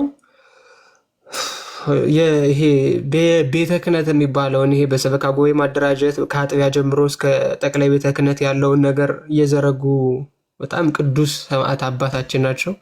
እሳቸው ሲዘረጉት አብሮ የመጣ ነገር ነው እንጂ አይደለም በሐዋርያት ሊታወቅ የኔ የቅድማያት እንኳን ሰንበቴ አይጠጣም ነበር። እንደዚህ አይነት ሀሳብ ታውት። ቁም ነገሩ ግን ያለው እዚህ ጋር ምንድነው? አንደኛ ቆሮንቶስ ምዕራፍ 10 እና ሁለተኛ ቆሮንቶስ ላይም ተመሳሳይ ሀሳብ ያነሳል። በነገራችን ላይ ተመልከቱ ምን ብሎ እንደሚጀምር ማለት ነው። ወንድሞች ሆይ ይህን ታውቁ ዘንድ እወዳለሁ፣ አባቶቻችሁ ሁሉ ከደመና በታች ነበሩ፣ ሁሉም በባህር መካከል ተሻገሩ። ኦኬ እሺ፣ ሁሉም ሙሴን የተባበሩ ዘንድ በደመናና በባህር ተጠመቁ አለ። አሁን ይሄ ተጠመቁ የሚለው መሻገራቸውን ባህሩን ሙሴ ከፍሎላቸው በእግዚአብሔር ኃይል ማለፋቸውን መጠመቅ ብሎ ነው የሚያስቀምጠው። ያው ማዕዶት መሻገር በሚለው እንይዘዋለን። አሁን ልብ ብለህ ተመልከት። ሁሉም ያን መንፈሳዊ መብል በሉ። አንዴ ካሜራው ልትረገው። I think it's not clear። እሺ ሁሉም ያን መንፈሳዊ መብል እሺ በሉ፣ ሁሉም ያን መንፈሳዊ መጠጥ ጠጡ ይላል። አሁን መንፈሳዊ መብልና መንፈሳዊ መጠጥ የሚባለው በነገራችን ላይ እስራኤላውያን በበረሃ የበሉት ምግብ ነው። በአቅሙ ያ መንፈሳዊ መብልና መጠጥ ተብሏል። ይሄም ሰንበቴ ነው የሚል ሳቤ መቼስ የለም አይደለ? ስለዚህ ከመጀመሪያው ጀምሮ የሚያሳየው የቅዱስ ቁርባንን ምሳሌ በብሉይ ኪዳን ነው ፎርሻዶው እያደረገ ነው የመጣው። ከዛ ልብ በል ቁጥር 4 ላይ ይከተላቸው ከነበረው ከመንፈሳዊ አለት ጠጥተዋልና አለ። ይከተላቸው ከነበረው መንፈሳዊ አለት፣ ያም ማለት ክርስቶስ ነበር አለ። ያም ማለት ክርስቶስ ነበር፣ ውሃ የሚጠጡበት አለት ማለት ነው። ስለዚህ አሁን ልብ ብለህ እንድትሰማ የምፈልገው ነገር ምንድነው? ፎርሻዶ አድርጎ የሚጀምረው ከመጀመሪያው ጀምሮ የሚናገረው ስለ ቅዱስ ቁርባኑ ነው። እንዲህ እያለ ሌላውን ነገር እየዘረዘረ ከመጣ በኋላ ልባሞች እንደመሆናችሁ እላለሁ አለ፣ በምለው ነገር እናንተ ፍረዱ። ከዛ ቀጠለ፣ የምንባርከው የበረከት ጽዋ ከክርስቶስ ደም ጋር ኮይኖኒያ ወይም ህብረት ያለው አይደለምን አለ። ህብረት ኮይኖኒያ ነው። ቅድም ማሳይቻለሁ ትርጓሜውን፣ አሁንም ደግሜ ላሳያችሁ። ይሄን ቃል ነው የሚጠቀመው። ይሄው ቃሉ ኮይኖኒያ አይ ቲንክ በጣም ፕሪቲ ክሊር በደንብ ይታያል። ፌሎሺፕ፣ ሼሪንግ፣ ኮንትሪቢሽን፣ ፓርቲሲፔሽን ማለት ነው። ህብረት፣ አንድነት፣ ሱታፌ ማለት ነው ቃሉ በቀጥታ ህብረት ሲል ማለት ነው። ለዚህ ይሄ ጽዋ ከክርስቶስ ደም ጋር አንድነት አለው እያለ ነው። ከምኑ ከደሙ ጋር አንድነት አለው እንጂ የደሙ መታሰቢያ ነው እያለ አይደለም። የሰንበቴ ጠላ ደም ነው እንዴ? የሰንበቴ ውሃ whatever they are drinking ከክርስቶስ ደም ጋር ህብረት አለው የለውም? ኮይኖኒያ ቀጥታ ፓርቲሲፔሽን ማለት ነው። ህብረት፣ አንድነት፣ ሱታፌ ማለት ነው። ከዛ ቀጠለ፣ የምንቆርሰውስ እንጀራ ከክርስቶስ ስጋ ጋር ህብረት ያለው አይደለምን ይላል። አሁንም ደግሞ ስጋውን አስቀመጠ። ምናልባት ሰው ይሄ ግሪኩን ላይ ይረዳው ይችላል፣ እንተዋዋለን። ቀጥሎ ያለው ግን በማያወላዳ መልኩ ስለ ስጋው ደግሞ እንደሆነ ያስረዳል። አንድ እንጀራ ስለሆነ አለ፣ አንድ እንጀራ ስለሆነ እኛ ብዙዎች ስንሆን አንድ ስጋ ነን፣ ሁላችን ያን አንዱን እንጀራ እንካፈላለንና አለ። በሰንበቴ ዝክር አንድ የሚሆን አለ እንዴ? በሰንበቴ ዝክር የመንፈስ አንድነት ይገኛል? የሰንበቴ ዝክር 30 እና 40 አይደለም እንዴ? አንድ እንጀራ ይባላል። የዝክር ምግብ ምዕመናንን አስተባብሮ በአንድ ራስ በክርስቶስ ስር ሊሰበስባቸው ይችላል። ቅዱስ እንጀራ የሚባለው የሰንበቴ ወይስ የቤተ ክርስቲያን መስዋዕት? ሰው ሌላውን ነገር እንኳን ባይመለከት ቁጥር 17ን ተመልክቶ ቀጥታ ስለማን እንደሆነ ማወቅና መረዳት ይችላል። ከዚህ ቀጥሎ ቅድም የዮሐንስ አፈወርቅን ትርጓሜዎች በሙሉ አሳይቻለሁ። ቅዱስ ዮሐንስ አፈወርቅ እንዴት እንደተረጎመው፣ ቅዱስ ቄርሎስ እንዴት እንደተረጎመው አሳይቻለሁ። ስለዛ የሰንበቴ የሚለው ብሎ የሰንበቴ ወሬ ነው እንጂ ስጋው እያወራ ክፍሉ እያወራ ያለው ስለ ስጋው ደግሞ ኦኬ፣ ጥሩ እሺ። እኔ ስፔሲፊካሊ አንደኛ ቆሮንቶስ ምዕራፍ 11 ላይ ያለውን ሀሳብ ስለሆነ ያነሳሁት እንጂ ያሉት አሁን ምንድን ነው ብቻ እንዳይል ነው ስለ ስጋና ደግሞ ያብራራል። አሁን ለምሳሌ አንድምታውን ብናነበው ምን ይላል? ቀዳሜ ኩሉ ትትጋዙ ቤተ ክርስቲያን ወተላከው ሰማይ ኩልና ሲተረጉመው ይላል ከዚህም ከቤተ ጣዖት ገብቶ ጣዖቱን ሰብሮ ቤተ ጣዖቱን በለመዱት ተስካረ ሰንበቱን አውጡበት፣ ስትበሉትም ወንድሞቻችሁን ጠብቃችሁ ነዳያንን ይዛችሁ ሳትሳሱ ብሉት ብሏቸው ሄደዋል። ከሄደም በኋላ ወንድሞቻቸውን ትተው ነዳያንን በአጠገባ ኑረው እየሳሱ የሚበሉ ሆነዋል። ለዚህም ያመጣል ብሎ እንትን ይለዋል እና ከዛም በመነሳት ነው። ሁለተኛ ነገር ምዕራፍ 11 ከቁጥር 18 አንደኛ ቆሮንቶስ ምዕራፍ 11 ቁጥር 18 ወንድማችን አይ ቲንክ ማን ነበረ ስም በሌላ አካውንት መጣ ስም ጠፋ። ደህና ነው ወልዳወሪያ። ይኸውልህ አሁን ታላቁ ያብራራልህ 10 ነው። አንደኛ ቆሮንቶስ ምዕራፍ 10 ነው። ይሄ ደግሞ ቃል በቃል በሚባል ደረጃ የዮሐንስ ወንጌል ምዕራፍ 6 ጌታ ራሱ ምን ብሏል?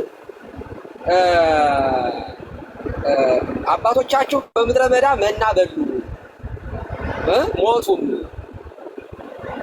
ነገር ግን ከዚህ በልቶ እንዳይሞት ሕያው እንዲሆን ከሰማይ የወረድኩ እንጀራ እኔ ነኝ ብሎ መናውን ከመና ጋር፣ ምክንያቱም የብሉይ ኪዳኑ ለእስራኤላውያን የወረደው መና ከነአን መግቢያ ሆኗቸዋል።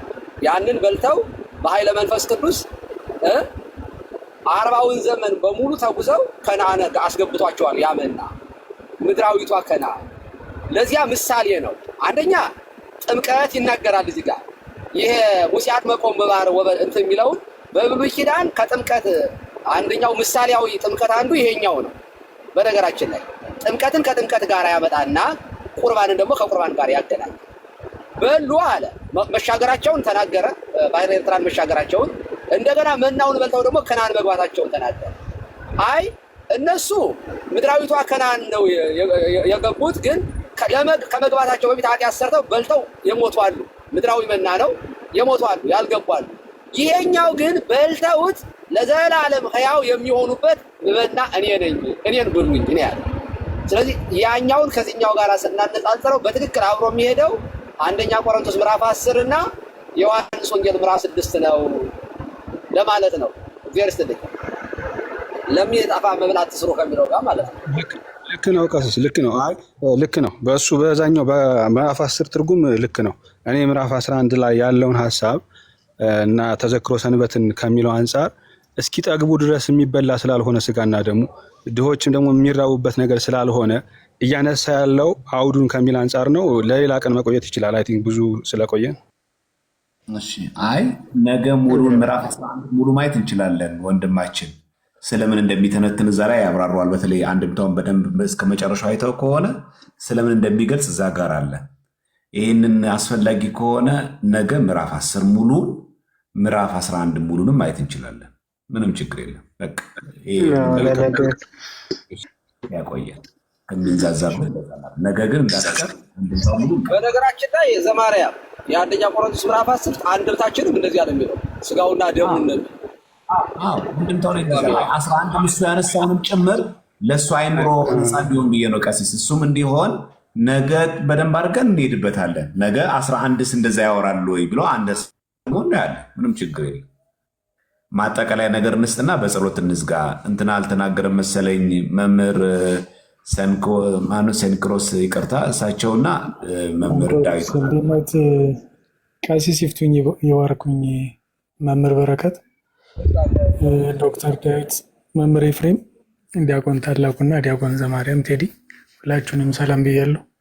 ያው ደስ የሚል እንትን ነው። ትናንትናም ታላቁ ጋር ትንሽ እንትን ብዬው ነበር በገድላት በድርሳናት ላይ የሚነሱትን ያው ሪሌትድ የሆኑ ጉዳዮች ስለሆኑ እስካሁን ድረስ ምናልባት ሰዎቹ ወደ ፖለቲካም ወደ ምንም እንዳይቀይሩት ወንድሞቻችንም አባቶቻችንም የተናገሩት ቤተክርስቲያን የምታስተምረውን ነው። ያ ቤተክርስቲያን የምታስተምረውን እንጂ ሰዎችን ለመንቀፍ አይደለም። ቤተክርስቲያንን ነው የምንሰማው። ስለዚህ ቤተክርስቲያን ምን ትላለች የሚለውን እንጂ ሰዎችን ለመንቀፍ እንዳልሆነ እንዲገነዘቡት እንጂ ቤተክርስቲያን የምታስተምረው እንደዚህ አይነት ትምህርት ነው፣ የቤተክርስቲያን ትምህርት ይህ ነው ብሎ ለመናገር ያህል ነው እንጂ እንደው ከሌን እንደዚህ ለማድረግ እንትን ለማድረግ ምናምን ሳይሆን ምናልባት አንዳንድ ኮሜንት ስላየው ነው ሁለት ጽንፍ ስለሆነ ለፖለቲካም የመጡ ሰዎችም ስላሉ ቤተክርስቲያን መስማት ያለብን ቤተክርስቲያንን እንጂ ሰውን አይደለም። ምክንያቱም ሰዎች ፍጹማን አይደሉም። ኢቨን እና አርጌንስ እንኳን በትምህርታቸው በጣም በቁ የተባሉት ስተዋል። በኋላ ላይ ኢቨን የካውንስል ላይ ለራሱ ሲከራከሩ የነበሩት አባቶች አሪዮስን ጨምሮ በቴዎሎጂ ትምህርት ያለፉ ናቸው። እነ ንስጥሮስ ለራሱ የቁስጥንጥንያ ሊቀ ጳጳስ ነበር። እሱ የማይስት የለም ግን ቤተክርስቲያን ምን ታስተምራለች የሚለውን ነው። ቤተክርስቲያን ምን ታስተምራለች? ጳጳስ ስለሆነ አይደለም፣ መምህር ስለሆነ አይደለም። ሁሉም እንደዚህ አይነት ነገር የሚያደርጉ ካሉ ቤተክርስቲያን ምን ታስተምራለች፣ ምን ትላለች ከሚለው አንጻር እንጂ ሰዎችን ለመንቀፍ አይደለም የሚለውን ሀሳብ አንደር ላይ እንዲያደርጉ ነው። እግዚአብሔር ይስጥልን። በጣም ቃለ ሕይወት ያሰማልን። በጣም ጥሩ ትምህርት ነው። በጣም ደስ ይላል። ዛሬ በደንብ ያረገነው ያሰፋነው ከ11 ሰዓት ከ10 ተኩል ጀምሮ ስለጀመርን ድካሙም ስላለ ለእናንተም ስላሰለቸን ነገ በተመሳሳይ ሰዓት እንቀጥላለን ማለት ነው።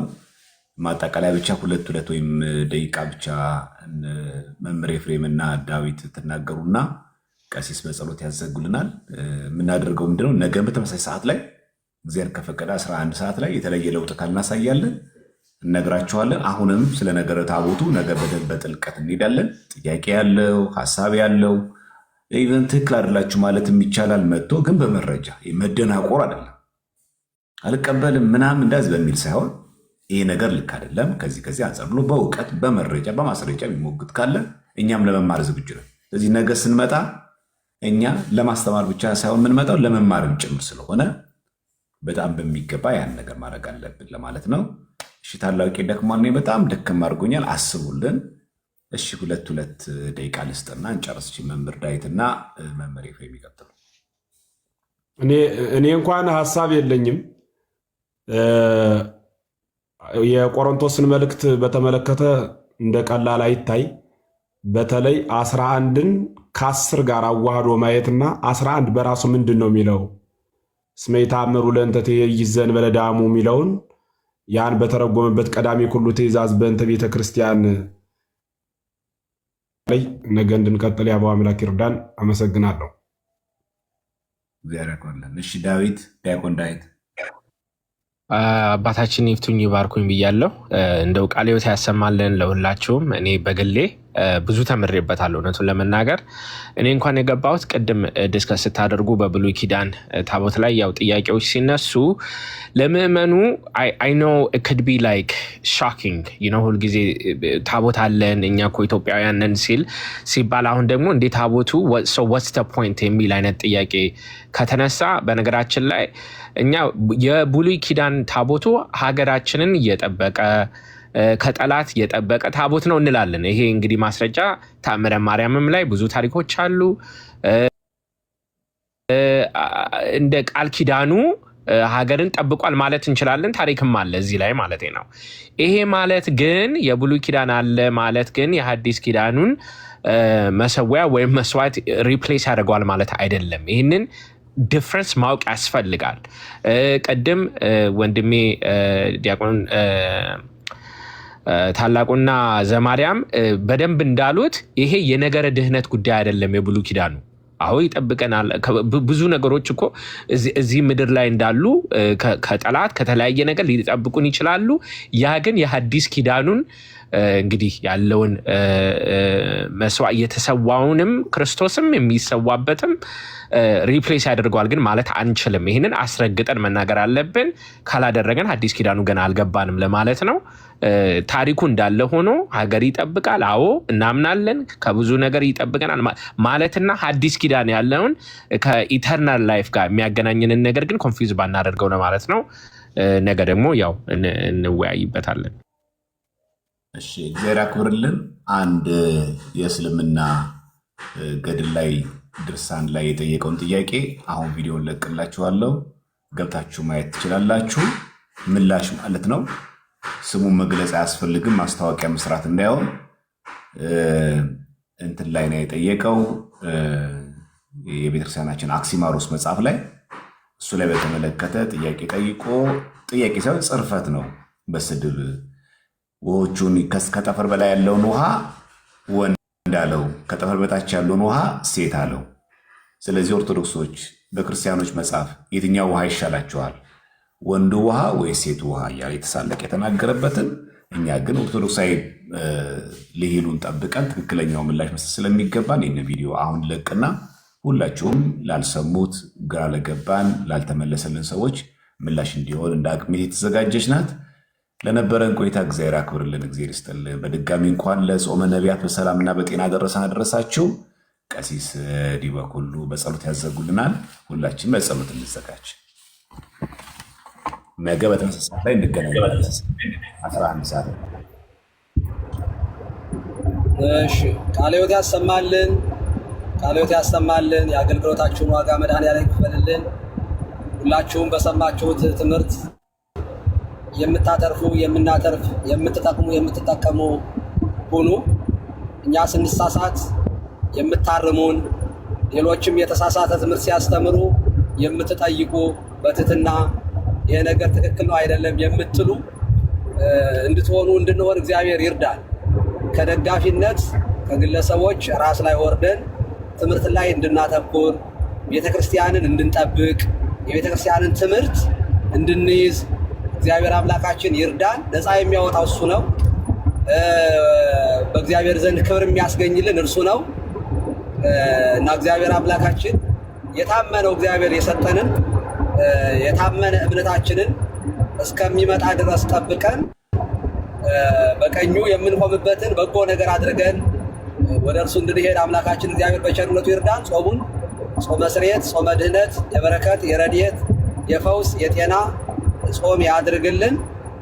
ዲያብሎስን ድል የምናደርግበት፣ ኃጢአት በደላችንን የምንደመስስበት፣ መንግስቱን የምንወርስበት ያድርግልን። የእናታችን የእመቤታችን የወላዲተ አምላክ የቅድስት ድንግል ማርያም ጸሎት፣ ልመና፣ ቃል ኪዳን አይለየን። የቅዱሳን መላእክት ጠባቂነት፣ የአበው ድል የማትነሳ ረድኤታቸው፣ ጥርጥር የሌለባት እምነታቸው ከኛ ጋር ትሁን ዛሬም ዘወትርም ለዘላለሙ አሜን። አቡነ ዘበሰማያት